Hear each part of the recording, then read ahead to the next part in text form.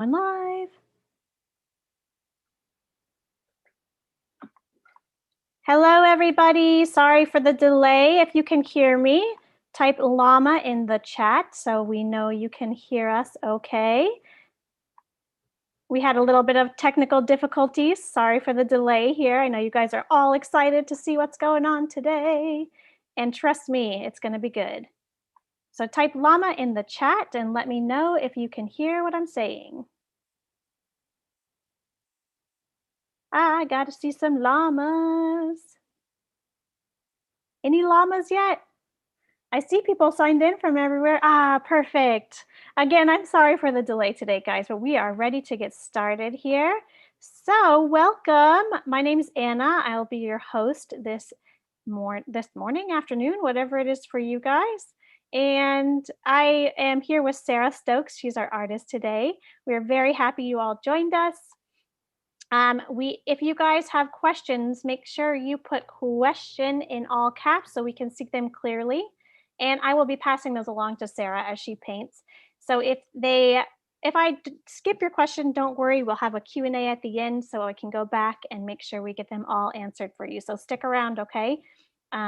We do these free online demos every Sunday, Tuesday, Thursday, and Friday. So make sure you guys subscribe to our YouTube channel and stay up to date with the notifications by pressing that subscribe button. Our next one is tomorrow, Sunday, 12 p.m. Eastern Standard Time with Disha Sharma, and she is going to be incorporating realism to botanicals in watercolor. We are excited you guys are all here, and I am very happy to introduce you to Sarah Stokes, who will be showing us some awesome artwork today. So Sarah, I'm going to let you take it away because I know everyone's tired of me talking. Go ahead. I'm not sure which screen can they see, Anna? Is it the both screens or that screen? Okay. Yep, I'm spotlighting you first, and I'll switch to your artwork.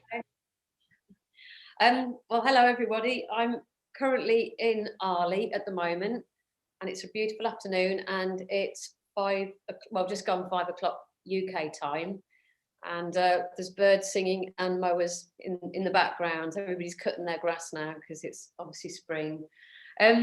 What I wanted to go through today are some real basics that actually pertain to anything that you paint, really, whether it's wildlife or whether it's portraiture. So these skills are generic, and I will get to do a little bit of painting towards the end, but actually, to be honest, the actual painting process is probably, only a fraction of what is important in the process. There are so many steps before that are really, really important. And the first one that I wanted to talk to everybody about was actually obtaining the correct photo reference in the first place. So that would be whether you're taking a photograph yourself or whether you're using an image off, say, Unsplash. You need to make sure that you're choosing the right photo reference. And I'm going to give you some examples now using my iPad of the kind of photos that I would look at using if I was going to do a portrait. So I'll swing over to my iPad now, and you can have a quick look at what I'd be looking at for the photos. All right, I'm switching over to your workspace. Cool. Okay, lovely. So I've just mentioned Unsplash, which is a really great resource for photographs. They're copyright free, and I've grabbed some photographs just to show you. So when I'm looking at a portrait, if it's one that I'm using, I'm using somebody else's portrait or somebody else's photo, sorry, I'm looking for a good quality image, and I'm really looking for some drama in terms of like mood and light and dark. So for this, in this image, for instance, we've got some really nice dark tones here. We've got some lovely highlights on the nose here, some really clear eyes. On this one, for instance, some really beautiful tones here. We've got some darks, some lights. And what I would do with a photograph like this is I wouldn't use the whole of the photograph. I would just use the bit that interests me, which in this case is a little girl's face. So I would use some type of app, whether it's Procreate or whether it's Photoshop or Snapseed, just to tweak it. And generally I would use the rule of 2/3, which usefully, you see this grid box here, generally speaking, it's accepted that your points of interest are going to be at these intersections, which is perfect for an image like this because of course the girl's eyes are just on that intersection there. And I would also tweak the levels a little bit just to really accentuate the lights, to accentuate the darks. So this would be a really good example of an image that I would use. I'd save that one. Here's another one. You might not immediately think this is a good image to paint, but if we monochrome it, so I'm just going to very quickly monochrome it, and we shrink it down just to the face, we get kind of quite a nice dramatic image, and suddenly it takes on a whole other meaning. So again, that's another one I would look at using. And finally, the one that we're using today, you'll notice the original image was in colour. Now, if you're trying to look at tonal values and you're also, you know, you've got a colour image, it's hard enough anyway to work out tonal values. So you might as well make life easy for yourself and just convert it immediately into black and white if you're doing a monochromatic study. So I've converted that into black and white, and actually I really like the composition anyway of the original photograph, so I would just stick with that. So I love this particular image. I love the darks, the lights along here, the darks on here. It just looks a really, really natural photograph. It's not staged, it's not twee, it's just a really, really nice image. But I'm also looking at, well, what can I do with the hair? What kind of loose stuff can I do around the edges, you know, that are going to make the portrait interesting? So that's the first thing, I suppose, that I really wanted to say, is that it's really important to get the photo right that you're going to use in the first place. I'm going to just move this out of the way, because the second thing I want to show you is the importance of the paper that you print on. Now, some of you might work directly off a iPad or something, which is fine.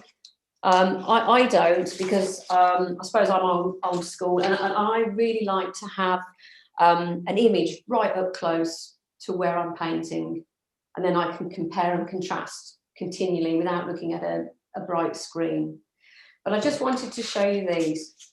So I know it's cheaper to print on this kind of paper, just straightforward copy paper, but it is much better, in my opinion, to print off onto glossy paper, because you can see the tonal values a lot better. So you can see how rich the darks are, and the mid-tones are just, everything's just a lot clearer. Whereas if you print on just standard copy of paper like this, it's really, really muted. So it's just about making life a lot easier for yourself. So generally speaking, well, in fact, all the time, I'll use gloss paper instead. So that's another hint when you come to sort out your reference pictures. Right, the main thing I wanted to, well, a few things I wanted to talk about today, but one of the really important things that I wanted to talk about was values. And a value is how dark or how light something is. And I suppose this is so important, because if you get a value wrong, in other words, say for instance on this image of this little girl, if we were to make that really dark down here and dark down here, it will really make her face look sunken and skinny. And likewise, if you lighten certain areas, it will expand the shape, you know, the shape of the faces. So this is why getting your darks and lights and midtones in the right place is really important. And quite often when you see a painting, or you've done a painting, you think, oh, you know, something just looks off, and the drawing's correct, but something looks off. Generally speaking, it will 9 times out of 10 will be because the darks and the lights and the midtones are in the wrong place. And so it's really important to see them. And that's what I'm going to talk about next, is how to see values. This is really quite a little interesting little exercise, because actually our brain doesn't particularly help us when it comes to seeing values. So you see this grey circle here. The problem is with the value of a colour, it can be affected by the colours that are around it. So we can see quite clearly that this grey is the same grey. But when we open it up, if you see that grey on a white background, it looks dark. And if you see that grey on a dark background, it looks light. And it's almost like magic, it's like a magic trick, really. But we know that is exactly the same grey. And this makes it really difficult to paint sometimes, because this is quite often why painters and people like myself will build up in layers, because actually you can't really make that decision sometimes as to how dark to go until all the other colours and values are around it. And then you think, oh, okay, I've gone too light or I've gone too dark, and you might need to tweak it. And I want to show you, I mean, it's all very well looking at dots here, but I just want to show you in a real example how this works. So going back to this image of the little girl, common sense would tell us, you'd think, that the whites of the eyes, for instance, are going to be white, and that the skin tone is going to be darker. But actually, this colour here, or this tone here, is actually the same as the white of the eyes. And I'm just going to show you a little example. What I've done here is I've simply sliced this section out and whizzed it over here. And as you can see, that bit of skin is the same colour as the whites of the eyes. I've got another example to show you. These two cheeks look similar in value, this here and this here. But again, if we were to slice this section out here and move it over here, you can see how dark this chin is, or this, sorry, not chin, cheek even. You can see how dark this side of the cheek is compared to this side of the cheek. And it's only subtle, but it's those kind of bits of attention to detail that will make a huge difference to your painting or to your drawing. And you can buy little value tools. I mean, you can make them actually, but it's a whole other lesson in itself. But you can look at it on YouTube. But you can make yourself a little value tool, and all it is are little shades going from dark to light, and you can use that to gauge. So, I mean, eventually it will come by eye, but then it will show you that this value is the same as this value, which is the same as this value. And it will show you the darks of the eyes are the same as the darks of the hair. So it's just something that you eventually pick up over time and with practice. So That's generally awesome. Speaking, Thank you. it's all right. So generally speaking, we're going to be looking at this portrait now in this session and in a subsequent session in June. And there is lots of values here, but in a straightforward sense, there are, say 5 main values. So we've got a very light value, which is, actually you've got the lightest value, which is just paper, clear paper, no watercolour, which is actually this little sliver of white here. Okay, so that's kind of value number 1. And then we've got another value. I'm going to end up getting my hands into paint here, but anyway.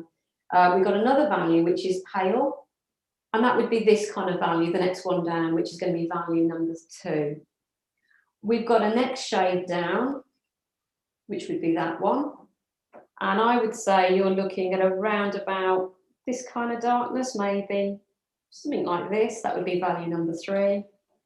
And then if I press harder with my pencil, you've got value number 4, which would be this area, this area, this area. And then if we press really hard with our pencil, we've got value number 5, which will be your darkest area. So it will be a 5 there, and a 5 here, and a 5 here. And so generally speaking, you can break it down into about 5 values, but I mean, there'll be, you know, lots of little sections in between that. And I want to show you very, very quickly a quick tonal study as to how that would work, just using, I think I've got a 2B, I've got a pencil here. And I'm just going to sharpen it a little bit, because I want to do a very quick tonal study just to show you. Okay. So, here's a drawing that I prepared earlier. So here's just a straightforward line drawing. And here we've got the reference photo. And here are the values that I just mentioned. Okay. So we know that value 2 is the next one down from just see through. So I'm just going to very, very quickly sketch in my value number 2s, which is here. I'm following this image over here, and then here, and then here, and then there's a bit of value 2. This is ever so quick. This is not a proper drawing by any means. And then that would be, say, value 2. And then value 3 is our darker tones. So I'm going to press a bit harder. So our value 3s would be here. And it doesn't matter actually if we go over these areas, because we're going to darken them anyway. That's why you can do pretty much complete washes if you're going to go darker.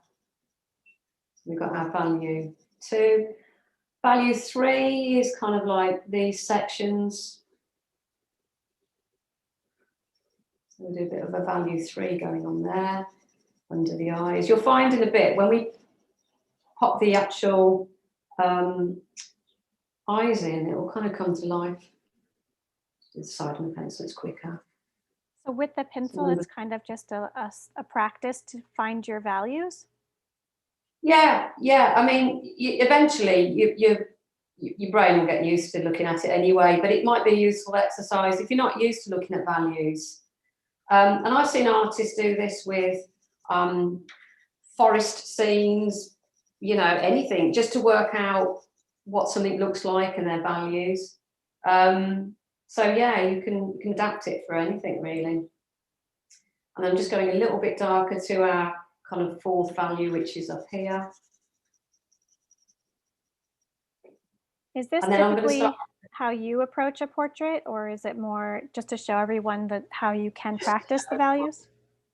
Yeah, I just launched straight in, to be honest. But if you're learning watercolour for the first time, it is really useful to do this, because it teaches you values without you having to panic about the intricacies of watercolour as well.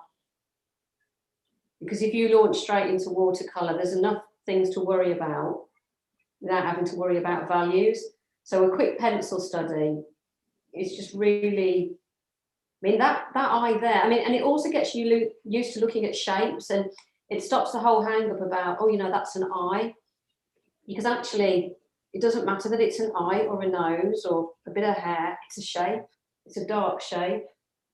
So we're just going to pop the bit of nostril in there. And then we've got a nice little bit of dark there, into there, down here. And you can see when you start adding all the darks, really, really quick pencil sketch, you can see then suddenly it starts to take shape. And even this needs a bit of a value, actually, this eye here. There, that bit of white. But we're going to, sorry, well, it's meant to be white grey. And then there's a little bit of grey there. And then, so that looked quite dark before, but I can see now those greys are there, that I would really need to adjust that down. I'm going to go a lot darker. There, I can go darker. And it's actually quite, when I've done this course before, when we did birds and stuff, it's actually quite a therapeutic exercise, because you start building it up and actually suddenly things start to come to life as you start darkening and working out your values. And not once have we said, pretty much, now that's a nose or that's a mouth. We're just looking at shape and tone. And then this would be really dark here. And then this would actually frame the face then. This would be really, really dark. So we're back to our dark values here.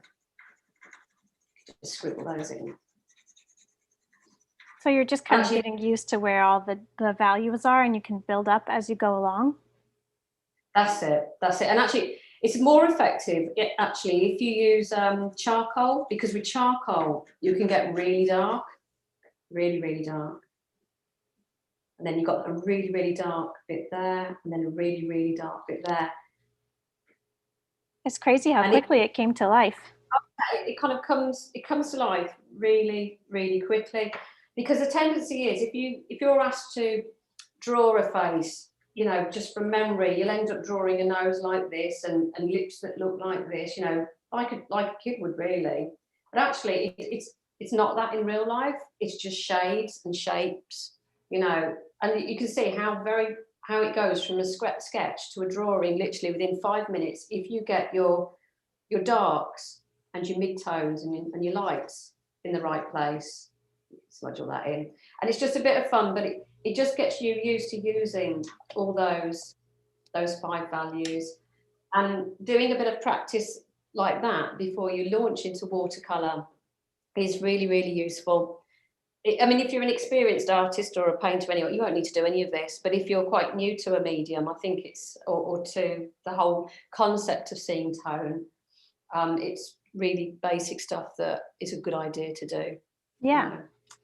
So that's just a little bit about tonal values that I just really, really wanted to, go through. Okay. So the painting techniques. There are a variety of painting techniques that I use, and I think with me teaching more recently, I've had to give thought about what is my process. So I've tried to kind of list my process, because without realising it, I was actually always doing the same thing. I am actually quite methodical without even realising. So I'm going to go through my painting process. Yay. So we're going to use one colour now. So all I'm doing is I'm just activating a bit of black watercolour paint. So I tend to talk about watercolour paint being a consistency of runny tea or coffee, or sometimes it can be like milk, it's a bit thicker, or sometimes it can be creamier and pastier. My initial washes are always just like the black coffee. Like black coffee or tea, just really, really runny, hardly any pigment at all. And so my first layer is always just like this. It's I might use obviously more than one colour generally speaking, but it will always be really, really runny like this. So more water with the pigment mixed? Absolutely, yeah. More water, less pigment. Now I'm sure everybody's heard of these, but if you go in wetter than what's on the paper, you will end up with blooms. And sometimes you want blooms, you know, blooms look really nice if you're doing some type of, say, an effect. I use them if I'm doing, say, some branches or some trunks, or, you know, as in tree trunks, where you want to get a mottled effect. Or people will use them for clouds or for mountains, or, you know, just for abstract stuff. But if I put just pure water in that, because maybe I want to fix something or whatever, then you'll see that all the little, what happens is all the pigment dissipates and it starts, excuse me, it starts pushing the pigment away, and you end up with these, when that dries, there'll be like a little cauliflower or bloom there. So the way to overcome that is, if your paper is wet, like this is to get a much pastier mix of paint. So this kind of consistency. And then you should find that you can go in, even though it's wet, and you won't get blooms. And what you will get instead is some really, really nice soft edges. So here you've got these really nice, you know, areas where it's just pushing out, and it will soften up. So I'm going to do a very, very quick, extremely quick demo in a minute about how this is relevant to this quickly scribbled face over here. But I will always start the first layer kind of like wet into wet, then it will go pastier. Then you can either fix stuff at that point. Let's just say, for instance, there was, for whatever reason, you think, oh gosh, I should have left that clear, or there should be a stripe in there. Whilst that's damp, you can just get a dryish brush, and with whatever brush you want to use, for the effects that you want to use, but you can mop up areas whilst areas are damp without creating blooms if your brush is dry. And so, what size brush are you using right now? There's a question about them. 10. Size so 10. Yeah, this is just synthetic round 10. Thank you. You're welcome. And it's got quite a nice point to the end. So you can fix stuff and lift stuff while it's wet. And then so the next bit is, I would then normally at this stage, once I've kind of got my first layer down, I would either go and work on another section of the piece, or go and make myself a cup of tea. But there are times with watercolour where you've just got to let that layer dry. So I'm going to pretend now that this is all dried. So you come back and you think, okay, before I launch into my next layer, I would look at what have I got to fix. There might be areas that are too dark. There might be hard edges like around here. And so if I had hard edges that I wanted to fix, I would just get a damp brush and I would just rub away. And I have actually got specific little scrubbing brushes for this, actually. They're really tatty. So for instance, this once was a really nice brush, but actually I use this specifically for scrubbing and for lifting. So watercolour's got a really bad reputation for being, unfixable and stuff, but you can't really get it back to clear, but you can get it quite light if you want to. And there is another question really quick, sorry. What kind of paper do you recommend for this kind of study? If I'm just doing a quick study like this, then I would use, as long as it's watercolour paper, it's fine. I prefer textured paper, so either cold press cold press is fine. Hot press tends to be really smooth, as if it's been ironed, and it's quite unforgiving. So in terms of weight, I'd be looking at maybe, nothing less than really about 220 or 250 GSM. So for quick studies, I would use this kind of paper. For final pieces of paper, I tend to use a really thick paper. Here's one that I did earlier. So this paper is, let me just think, 635 GSM, which is £300. So it's like blotting paper. But the advantages with this is that it doesn't warp. So you can paint huge pieces, I'm talking like a metre across, and you won't have to stretch your paper first. And so that's why I tend to use this paper for larger pieces. For most of the pieces now, to be honest, it makes it a lot easier. Awesome. But for smaller studies like this, or for journaling, then, thinner sheets are fine, as long as it's watercolour paper. And Sarah, just so you know, we're about halfway through our demo, about a half an hour. That's fine, because a lot of this is it's just some basic stuff I want to go through. I do want to get the eyes done though tonight, but that won't take long. So my first layer is always going to be wet into wet, a little bit pastier in areas. Then I will fix stuff either while it's wet, or I'll wait for it to dry and fix stuff. I will lift it, I will blend colours, and then I will then do the next layer. So when I say the next layer, you want to make sure it's a little bit darker than your first layer, otherwise it's absolutely pointless doing it. I'm just going to check if this is dry. It's not really, so we'll just have to pretend. But my next layer would normally be, again, quite runny like this, but it's really important when you do your next layer is to leave areas of the previous layer showing. Otherwise, what's the point? And I'm just going to give you a little example in this finished piece here. So in this piece here, you can see, even though it's quite abstract actually close up, with this, I've gone over with the second layer, but you can see the first layer still showing through. And under here, there's elements of the first layer showing through, and here. In fact, here's an area where I've had to lift areas away. And these are areas when I've gone in too early, and it's it's kind of like smudged out a bit too quicker than what I wanted, but you've got away with it. So it's really, from my point of view, it's really important not to completely obliterate the area that you've just done. Leave some little bits of the previous layers. Okay, so that's this section that's here. And then when you're right towards the end of the piece, you might want to do wet onto dry or dry brush technique. And what that means is you are going to be working on completely dry paper.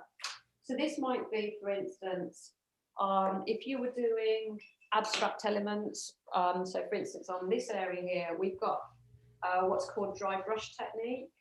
I'll just show you what I mean. This is where you would go for quite a pasty, thicker quantity of paint on your brush. It's called dry brush, it's not dry, it just means there's a lot of paint on there, not much water. And you will tend to rub across that. You want it to bounce over all the texture.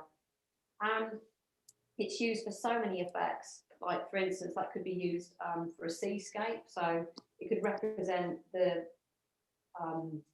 sun bouncing, or the moon, or whatever, bouncing off the reflection of the sun, bouncing off the sea. That's cool. It can be used, yeah, it's used so much, and it gives some really, really, you know, nice effects. It's loose, and it just adds abstract elements. I use it a lot if I'm doing like whiskers off a mouse, you know. So if I'm doing whiskers coming off a mouse, I won't particularly want, you know, for instance, I'm doing whiskers coming off a mouse or an animal. I don't necessarily want perfect whiskers like that. I would rather kind of have them far more gravelly, where probably won't do it now. But yeah, I'd rather have it where it's broken, a broken edge, because this kind of looks unnatural in a painting. Somehow it just looks better when things are broken up. Otherwise they jump out just too much. So those are the various techniques that I use when I'm doing a portrait. And so I'm not going to spend a lot of time on this, but I just want to make this relevant to this section over here. So do you tend to, I'm sorry, do you tend to use the first wash as the lightest part of your subject rather than the white of the paper? Yeah, I mean, what I do is I would, let's just say there was got to be some white in the paper.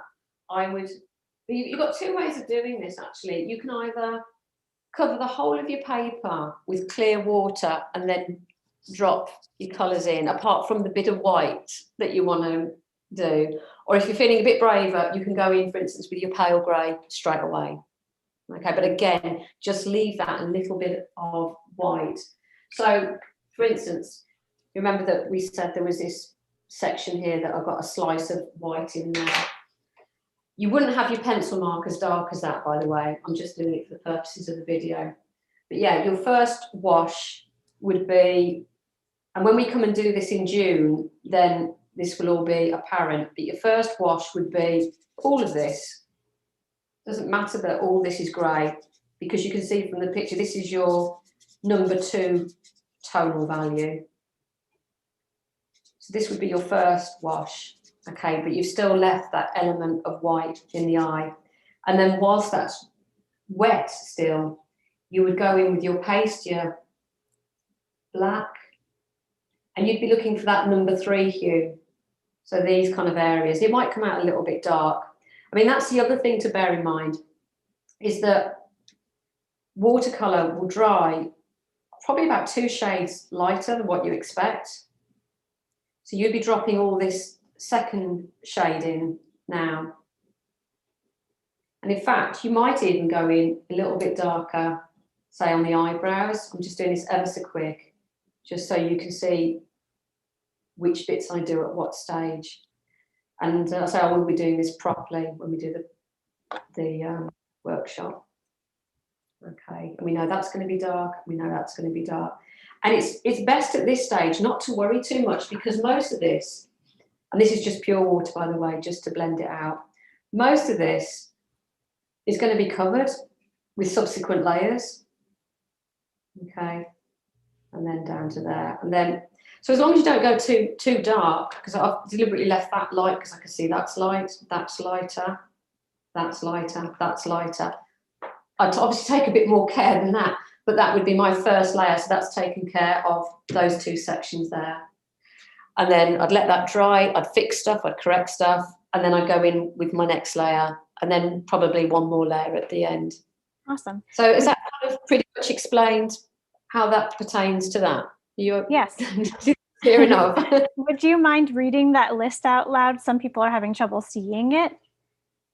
Yes, yes.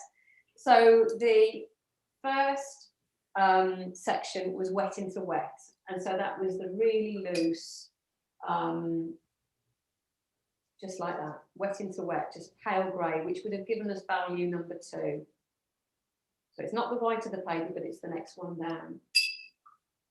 The next one, whilst it's still damp, is going in pastier while it's still damp, just to drop your darker shades in where you want it.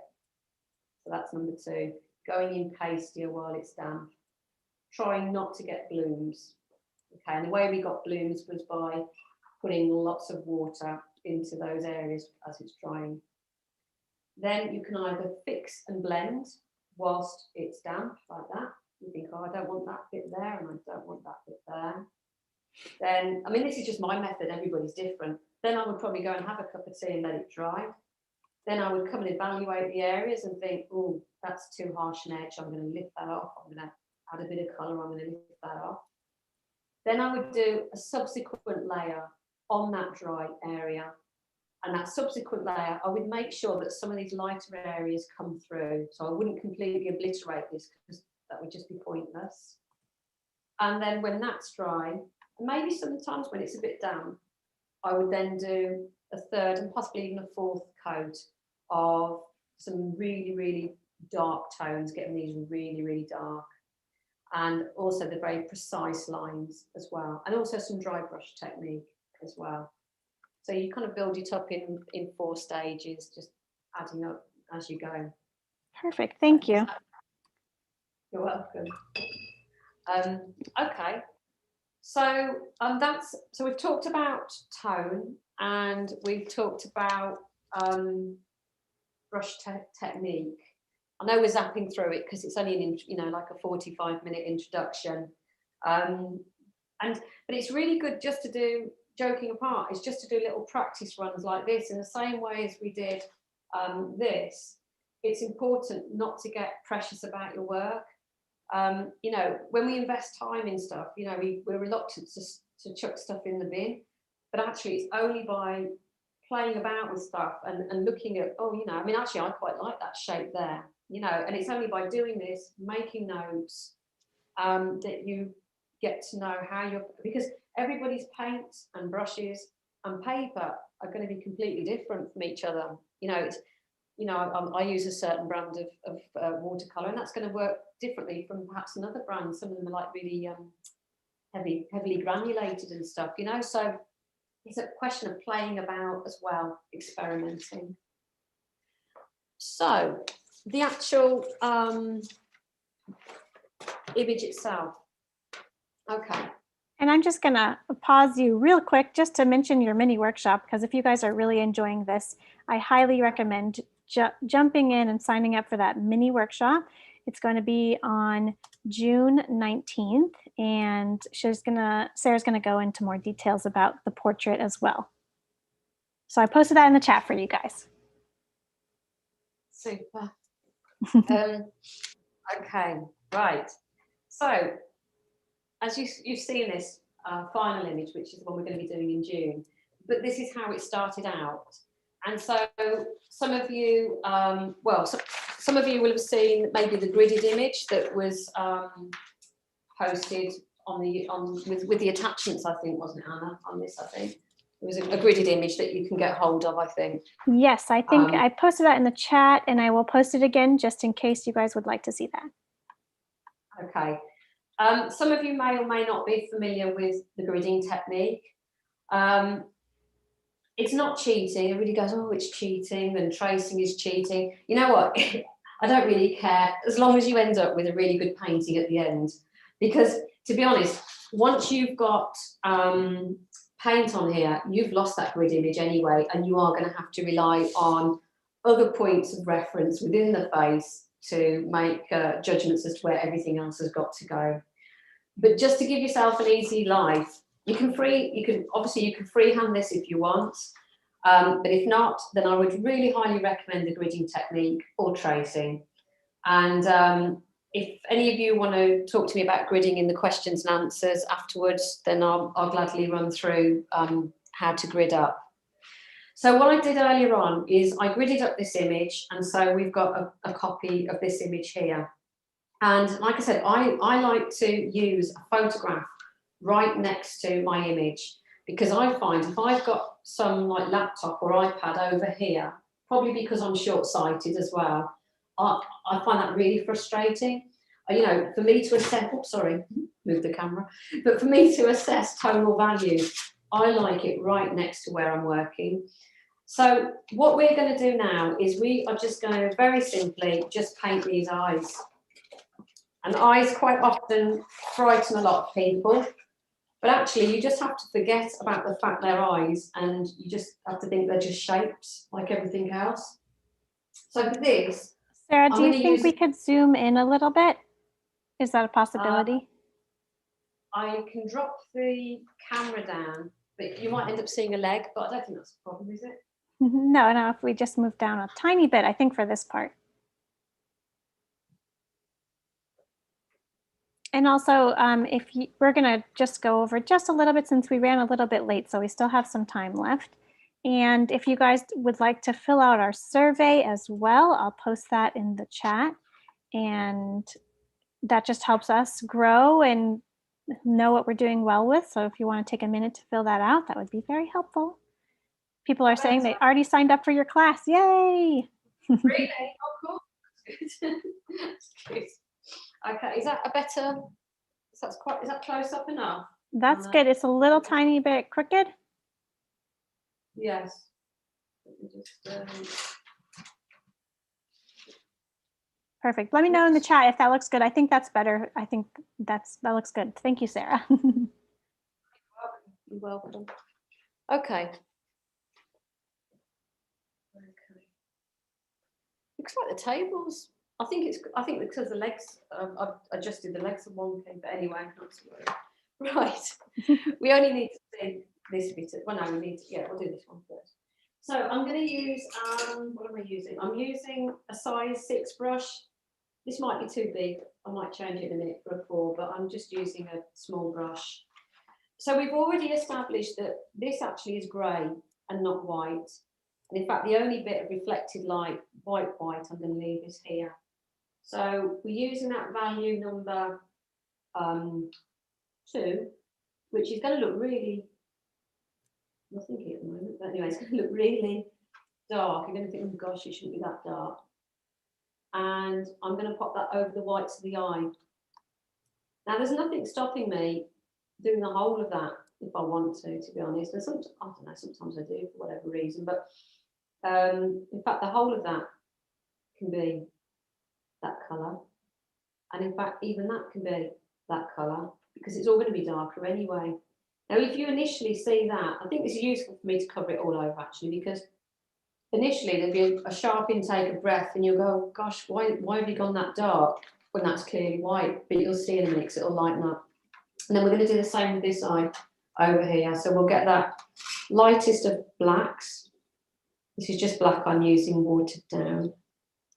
And I want to keep that slither of light in there. And of course, if I was doing the whole of the portrait, there's nothing stopping me extending that black all the way down, or grey, sorry, all the way down there. But I just want to do the eyes for today, just to get this point across, really.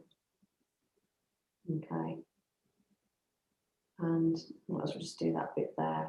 So you see, we've gone quite dark there. Now, I'm quite confident that probably is the right white there. But if I did want to suck a little bit of it up, like I said, you know, you can still tweak stuff while it's damp. You can get a brush, or you can get a bit of a tissue, and you could even just lighten that up. Now, the problem is with watercolour, it takes patience. I know now if I start going in with my darks, it'll end up blooming, well not blooming, sorry, it'll end up overspilling over here, and I don't want that actually. That's got to be quite precise. This line here is going to have to be quite precise. So it is a question of being patient. And the way to see if it's dry is just to bob your head up or down, touch it as well. And actually, because it's quite a warm day today, it's almost dry. And again, this will depend on your paper type. This particular paper is like blotting paper, so it will dry quite quickly. I think I'm just going to adjust my camera a bit because I think it might be my camera that's wonky. I'm sorry that you're all seeing my hand, but whoops, gosh. Let me just. I'm wondering if it's the camera that's a little bit wonky. That's a little bit better. Is it? I don't know if it's going to be much better, but okay. That's okay. We can see a little bit closer, which is helpful. Okay. It's kind of working backwards, so it's that way. Okay. All right. Anyway, so we've got this it's quite dry now. So what I'm going to do now is I'm going to look at my next tonal value, and actually it's really, really dark. So we're going to go in with really, really pasty black. So not much water, but loads and loads of pigment. Okay, and can you see that it's not even spreading because paper's dry? And you can take your time with this when it's dry like this, because it's not going to go anywhere. And then we're just going to take it around here. And suddenly that area that looked really, really dark won't look as dark now because it's relative to the black that's around it. And we want to leave a little bit of something there. And we want to take that round there. And then we can take that round there. Now, quite a nice technique to do is if you want a soft line here, is just to get a little bit of water, get rid of your excess, and just touch the edges, and it'll just drop it down. So you get a really nice graduated colour, so it's not too blocky. So you kind of just dry your brush off a little bit? Yeah, that's it. And we could just close. So a lot of it is about timing. I just want that to be pale grey there. So I'm just sucking it a little bit out, adding a bit in. And then I can look at my values now. And can you see how light that eye looks, the white of the eye looks now? Mm-hmm. It looks lighter again now, and it's because the black's gone right next to it. Yeah, when compared to the other eye. Yeah, it is. It's just like that thing I showed you right at the very beginning with the two circles. Mm-hmm. And that's why, with the best will in the world, as an artist, you will end up quite often having to layer up, adjust and readjust as your brain's kind of like reassessing stuff all the time. So that needs to come down a little bit there. This isn't particularly precise drawing. What I was going to say is, although in the example I gave you, this very quick scribbly thing I did here, I did all this wash first. What I would recommend is, I know it sounds a bit back to front, but is to do the eyes first. And I think it's a psychological thing. If you do the eyes, then somehow, for me personally, when I do an animal's eyes first or a human's eyes, the piece kind of speaks to you a bit quicker and it kind of gives you the memento to carry on. When you see like a bird without you painting a bird, it's got no eyes, it just looks a bit freaky. And also it gives you, it's a bit like when oil painters paint, quite often they'll paint the darkest darks first. It also gives you a really good start point, like that's my darkest dark, and it will help you gauge some of your other tones as well. So when I do the demo in June, I will actually start with the eyes, just as I have today, and then do the rest, as I explained earlier, the loose washes. I'll probably do the dark eyes, the nostrils, and get some of those darks established. So we can see that this eye here, I'd have to faff about and just adjust this shape a little bit, but it's almost done. And we're just going to drag a little bit out here. Now I was going to go in with water then, but if I go in with water, it's going to cause a bloom. So I'm going to go in with pasty black instead. So a lot of pigment on my brush. I just want to fix a little bit of shape there. Now that's going to dry. In fact, you can already see that it's drying lighter than what it went down. And that's, again, why you'll have to fix stuff. So going over to this eye now, you can see this is just one huge shape of black. So again, don't be intimidated by eyes, just look at them as shapes. Sorry if you can hear children at the back. I work from a really busy little village and there's a lot of tourists around this time of year. So I can hear somebody. That's okay.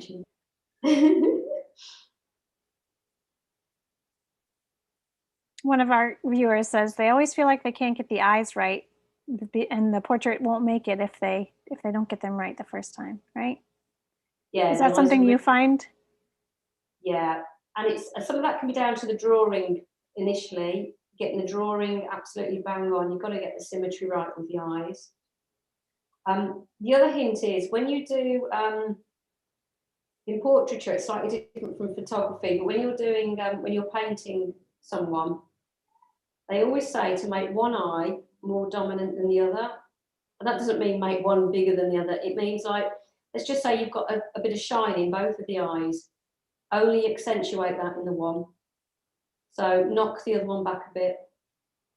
I don't know if it's something to do with how we see faces ourselves, but so for instance, I will always make sure this has got a brighter light than this one. So hopefully that's a bit of a handy hint. But a lot of it is down to the initial drawing, which is why I think the gridding technique is so useful.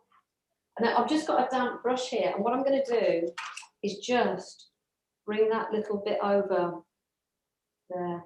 So we just want a bit of grey in there, but not as dark as the black. And then just take that through. And then that needs to dip a little bit there.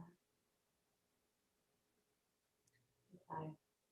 And it looks a bit weird because we've just got, two really dark eyes still, staring out from a blank space. And you can see now how I have to darken this. This was as dark as this, but now it's really, really lightened up. So I'm just getting really, really pasty black here and just cutting it back in. And this is something else I wanted to mention as well, is that when you see the finished piece, people will naturally say, oh, wow, that's quite a loose style, and assume that everything's loose, but it's not. This is actually quite tight. And I found my preference with art that I look at is I like some bits of it tight where it needs to be tight. And then if you get some of the bits absolutely bang on, like the nose and the eyes in the right place and the lips in the right place and everything, then you can loosen up on other areas.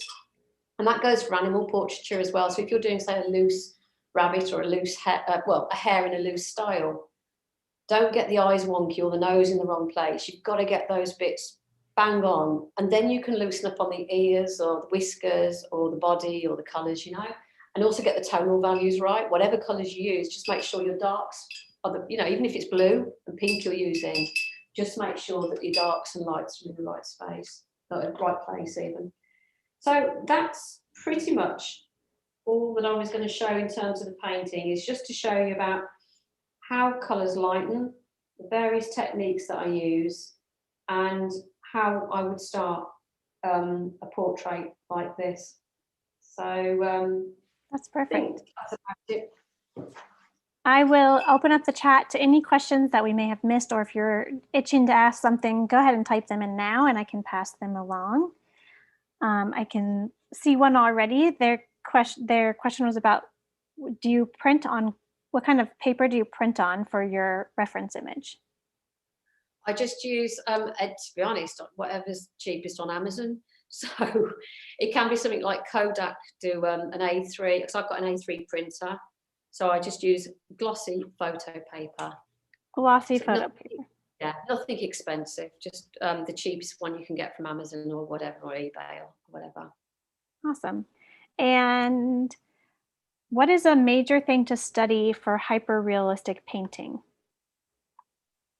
In what sense? Let's What see. What, just if you could clarify that question for us, what sense are you talking about for the question about the hyper-realistic painting? And we'll come back to that one. Do you have tips on not getting lost in the details very early on? Oh, that's a really good question. Tips. Yeah, I think really it's just to keep moving around the piece. That's a really good question because people do get het up with detail. I think if you approach the piece as I did a demonstration, which was basically, you know, get your general wash down and then gradually build up bit by bit. But it is something that a lot of artists struggle with, is going in and getting obsessed with the tiny detail. But I think whether you're a watercolorist or an oil painter or whatever your medium, acrylic, generally speaking, block in first, get your main blocks of colour in first, and gradually start building it up. And then you can make the decision as to which bits you're going to, you know, do little details on, and then which you can just leave, you know. So I think try and see the whole picture first. A lot of art, I don't do it as much, but a lot of artists will stand back regularly from their work as well, just to get a general sense of where it's going. So yeah, I think perhaps do your first washes first, and then start, you know, try and not, it's just a question of discipline really, not get bogged down too much. Great question. There's a lot of questions coming in, so here's the next one. How do you approach the skin around the eyes now? Well, this, to be honest, much the same way. I mean, what I would do, and as I say, well, I'll do it when we do the June thing. I'll do the eyes first, and then it'll just be this, you know, but obviously a lot better than this. It will just be, I don't know which camera can everybody see both cameras at the moment, Anna, or just one? I have you on your face, but I'll switch back to your workspace if that's better. Oh, no, I was going to say, I would do the eyes, and then it will just be a general wash, and then the darks. So, you know, I wouldn't worry too much about this area around the eyes. To me, it's all just colour and tone and shape. So I'd approach that at the same time as I'm doing the cheeks and the chin and everything else, and then just layer it up bit by bit. Awesome. And if you want to see that more, I posted her mini workshop in the chat again. It's on June 19th, and she will be showing the whole portrait. And I can answer this question. The supply list will be provided in the email that comes with the workshop, that if you sign up for it. So that's a good question. And here's another one for you, Sarah. Do you erase the guidelines that keep the guidelines from showing through the white areas in your That's grid a very work? good question. Yeah, it's a really good question. With this kind of paper, it's quite difficult to get rid of your guidelines after you've painted. So yes, something like, I mean, I know I'm going to be going darker. If you look at the finished piece, it's all darker than the guidelines, so it doesn't matter. But if it was a piece that there was a lot of light there, yes, I would actually be having to, what I would do is I would still have the guides. Actually, I would get rid of the guidelines thinking about it. I'd get rid of all of these guidelines because I don't need them anyway anymore. But if I've got light hitting light, I would even lighten some of the drawing as well. Now this paper's really bad for that. You can't rub it out afterwards, but there are other watercolor papers you can rub your pencil marks out even after the paint's gone on. So it varies. Awesome. So yeah, if you like this, yeah, get rid of the lines. I think we've answered all of the questions. There is a question about a 3-hour class, which I think we will find that out later after the workshop. But everyone's just saying thank you so much for being here, and they have learned so much from all this. So really just thank you, Sarah, for all the information you shared with us today. And I just want to mention to sign up for that mini workshop if you haven't already. It's going to be very cool to see the whole thing painted and get all those nice tips from Sarah again. And oh, there's one more question. I don't want to miss it. What's the site for the face photos that you were talking about earlier? Unsplash, Unsplash. It's really, really good. You can also use, I think it's Pixabay. Some of the they've got some free images on there as well.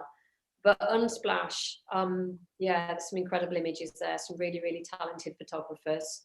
I was trying to get the name of this photographer so I could credit him or her, but it was just a series of numbers when I went back into my photos, so I couldn't. But normally I would do. But yeah, they're all copyright free, Creative Commons license, so you can use them even commercially. But yeah, it's Awesome. really good. Thank you so much. And seriously, all the comments are saying thank you, thank you, thank you, and how much everyone enjoyed this. And I Oh, just want to that's say really thank you and let you finish up our demo with any words of wisdom to leave us with today.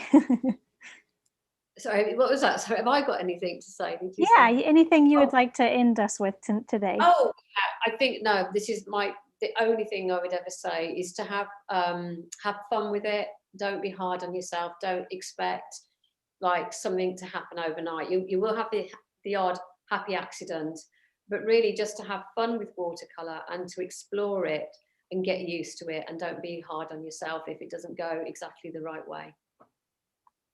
Awesome. Thank you so much, everyone, for being here. Have a great afternoon and or evening or morning, wherever you are. Thank you. And I'm going to post the workshop in the chat one more time. I see a few more questions about that for the mini workshop.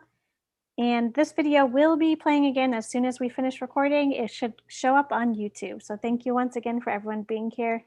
Fill out our survey if you have a minute, and we will see you again next time. Thank you, Sarah. Thank you. Thanks everybody. Brilliant.